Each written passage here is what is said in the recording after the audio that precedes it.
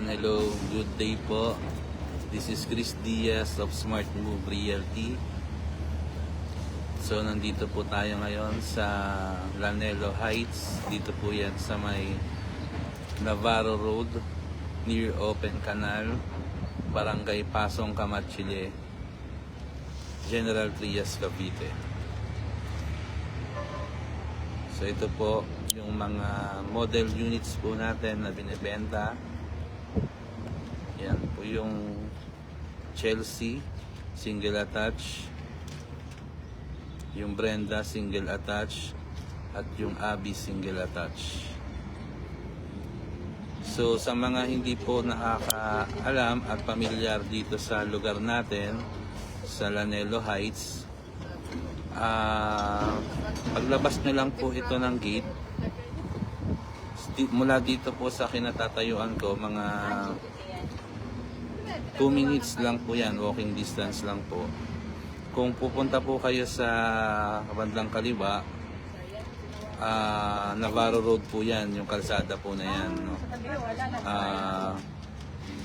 From Navarro Road, ang distance po niya mula sa SM General Trias ay 5 minutes away lang po.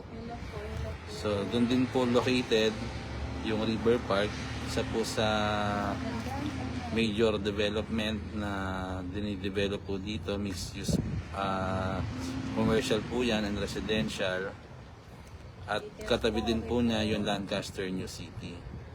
Ayan, yung didiretsuin din po yung Open Canal sa left side. Ang babaybayin niya po ay Arnaldo Highway. So sa Arnaldo Highway may access po yan papunta ng, kung kanan po, papunta po yan ng Tansa, Rosario, Naik, Noveleta. Pagkakaliwa naman po, papunta po yan ng Tagaytay area, Dasma, Tagaytay area. So yun po yung location, no, na routes na accessible papunta dun sa mga area na yon. Ngayon kung papunta naman po sa kanan mula dito sa Navarro Road, Open Canal, pumunta po siya ng Imus, Cavite. Mga 10 minutes away lang po mula dito ay Aguinaldo Highway na po yan.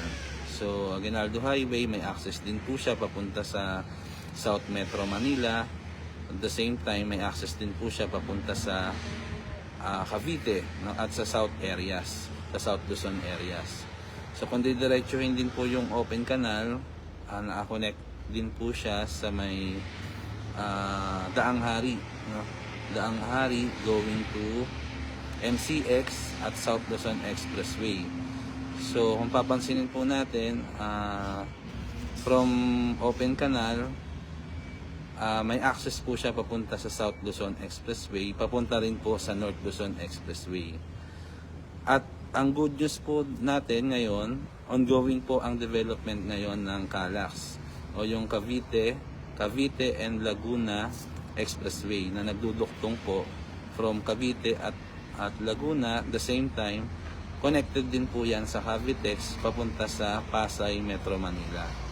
So ito pong project natin ngayon, itong Lanelo Heights, kung mapapasyal po kayo dito at makikita nyo po yung vicinity nito,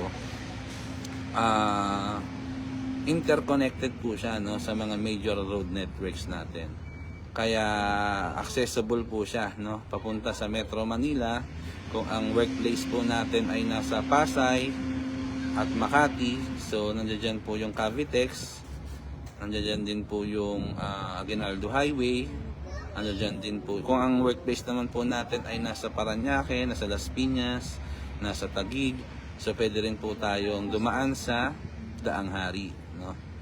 Ayan, so napaka-accessible po niya at convenient po na manirahan po dito sa Lanelo Heights kung ikaw po ay nagtatrabaho within Metro Manila o South area. So yan po. Ngayon, ang katabing mga community naman natin dito, ayan, paglabas nyo lang dyan, gate na yan, yung harapan niyan, so ongoing po yung construction ng CALAX.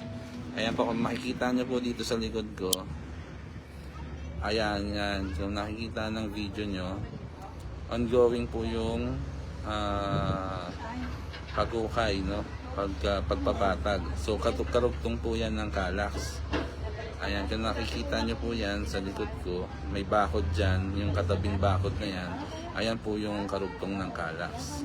So, katabi rin po niyan yung new phase po, no, ng ginagawang Lanelo Heights. So, yan po yung available natin ngayon. So, pre-selling po yung mga available natin na house and lot.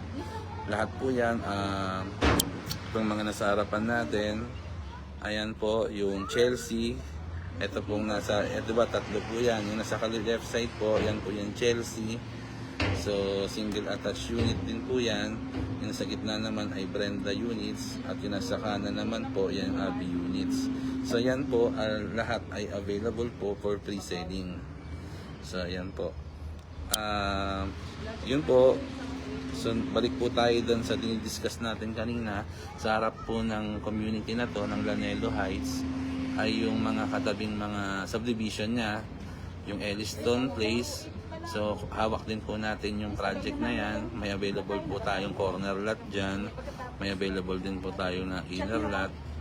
Tapos yung Wellington Place at yung Marie Chris. Sa Marie Chris po, boundary na po yan ng Imus, no? Ayan, yung left side niya Malagasang, Imus na po yan. Tapos yung right side niya naman po ay Dasmariñas area na po siya. So mga 15 minutes lang, nasa Dasmabayan na po kayo. Ganun lang po siya kalapit. Ayan. So napaka-strategic po talaga ng location na to. At nasa tri-boundary po tayo. So from General Trias na kinatatayuan natin ngayon, pag tumawid lang po kayo sa kabilang subdivision, Imus na po siya, no? Tapos Dasmariñas na po siya. So napaka-strategic po ng location na to. At napapalibutan po ito ng mga major developments dito sa Cavite. Tulad ng SM City General Trias. Actually, nasa likod lang po niyan. Yan, yung tatlong bahay na yan. Nasa likod lang yan yung tinatayong SM City General Trias at yung River Park. Ngayon, within Open Canal area po, tuloy-tuloy po ang, continuous po ang development dyan. Tinatayo din po yung Pure Gold, at yung Shakey's at yung iba pa pong mga commercial establishment. So, napaka-convenient po talagang tumira dito sa location natin dahil kompleto sa recados na po, from malls, schools, mga convenience store, nandiyan na po lahat. At dito rin po itatayo yung pinakabagong Ateneo de Cavite. Yan, katabi lang po yan ng SM City General Trias. So, in-expect po natin, ma-complete po yan by the end of 2030. So, yun, no? Hindi na po natin paproblemahin yung mga schools para sa mga anak natin dahil dito po, within the vicinity lang po ng community natin, nandito na po yung mga malalaking mga eskwelahan, universidad, na pwede pong papasukan ng ating mga anak. So, yan po. So napakaganda po talaga dito kung gusto niyo pong mag-schedule ng on-site treating, on-site viewing. Available po tayo every Monday to Saturday. PM nyo lang po ako directly dito po sa page para po ma-assist ko po kayo at masamahan ko po kayo sa location. So yan po.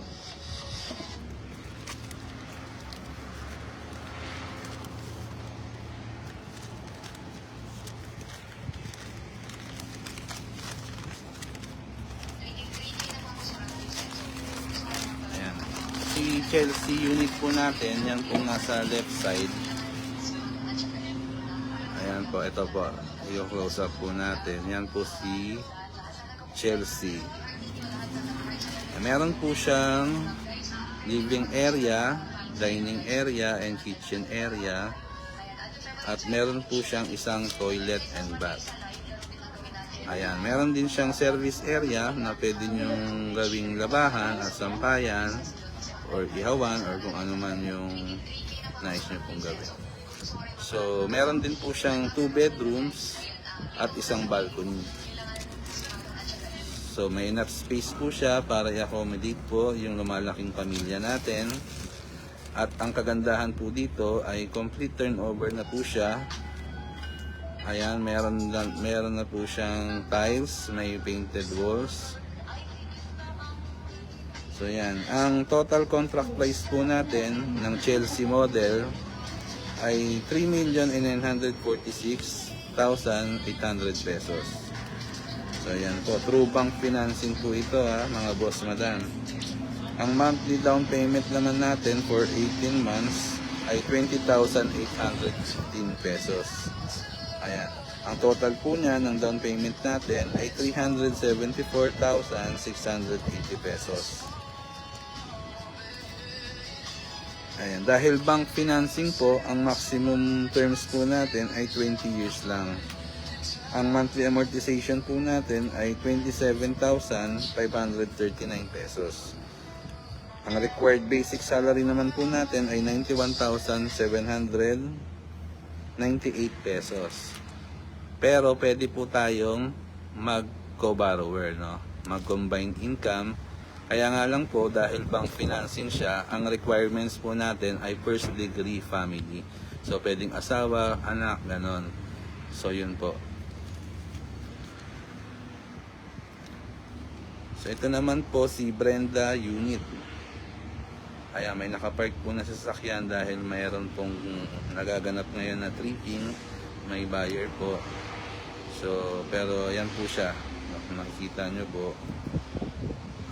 Ipopost ko rin po mamaya yung video na pinasok natin yung loob, no, para makita nyo po yung internal, ayan, yung interior design po niya at yung setup po. Yung actual turnover. So yung ano naman po natin, yung Brenda unit naman po natin ay single attached home din po siya, no? Pero mas malaki po siya compared sa Chelsea. Kasi si Brenda unit ay may lot area na 77 square meter at 60 square meter naman yung kanyang floor area.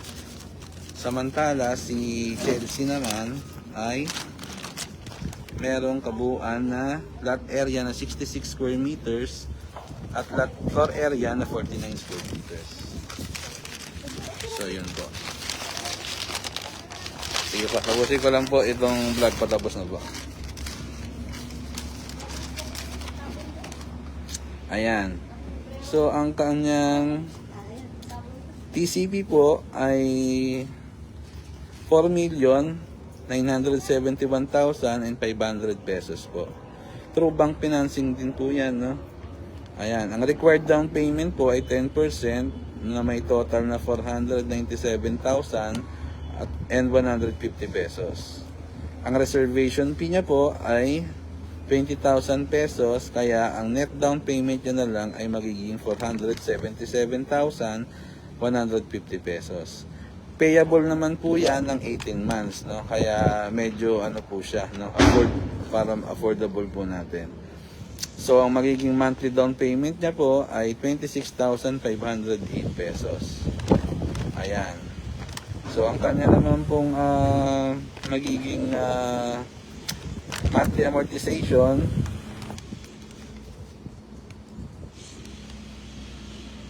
ay 34,689 pesos. At ang kanyang required basic salary ay 115,631 pesos. So, ganun din po, pwede rin po ang combined income dyan. Ayan, first degree din po dahil bank financing po siya. So, meron naman din po kaming pag-ibig financing at in-house financing. Kung gusto nyo po, kaya lang po, ako personally, hindi ko po siya marirecommend dahil mas mataas po yung kanyang terms, no? Pero kung gusto nyo po, isa-send ko po sa inyo through private message para po malaman nyo rin po yung computation niya. So, ayan po. So, available din po yung pag-ibig and in-house financing natin. So, ayan po.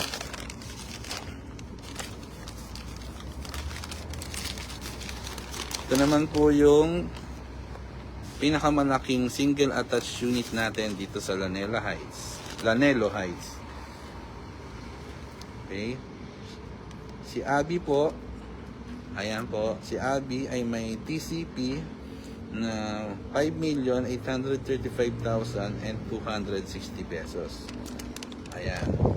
So, monthly down payment niya po for 18 months ay 31,307 pesos.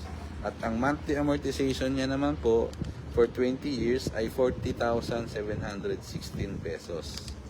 Ayan. Ang required income niya ay 136K. So, mas malaki po siya kaysa kay Brenda at Chelsea. May 3 bedroom siya, may enough space for living area, dining and kitchen area, at 2 toilet and bath. So napakalaki niya po, no? So ayan.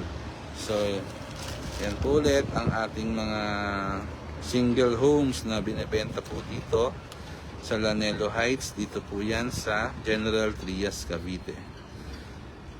Ayan. So kung gusto nyo po magpa-schedule ng on-site tripping, ayan, PM nyo lang po ako directly dito sa page na to. Available po. Ayan. Ayan, kung gusto nyo po magpa-schedule ng site tripping, dito po yan sa Lanelo Heights, dito sa may Navarro Road, Pasong Camachile 2, General Trias, Cavite. Available po tayo. I-assist ko po kayo every Monday to Saturday. Sunday pwede rin naman po, no, kung yun po yung availability nyo. Kaya lang po wala pong sales office ng Sunday, no? Pero kung gusto nyo Monday to Saturday, so kung magustuhan nyo po yung unit, pwede na rin po tayo magpa-reserve on the spot. So 20,000 lang naman po yung reservation natin. So yun naman po isasend ko po sa inyo yung mga initial requirements. Kung interesado po kayo, i-PM ko po sa inyo. So yun po, no? Ayan, so nakikita nyo po sa background ko, ito po yung basketball court. Ayan. Tapos nandito po ako ngayon sa multipurpose center. Ayan. Ayan po, no? Sa kabila yung Calax ginagawa. Ayan. Tapos sa kabilang side pa po, yan po yung new phase ng ng Lanelo Heights. Ayan, extension po yan. Ayan, ayan po yung Calax, oh. So yan naman po yung Eddystone, yung katabing subdivision. Itong nasa harap naman po, sa kabilang side ng Calax, ayan po yung new phase ng Lanelo Heights. Ayan. So message lang po kayo directly. Yan po.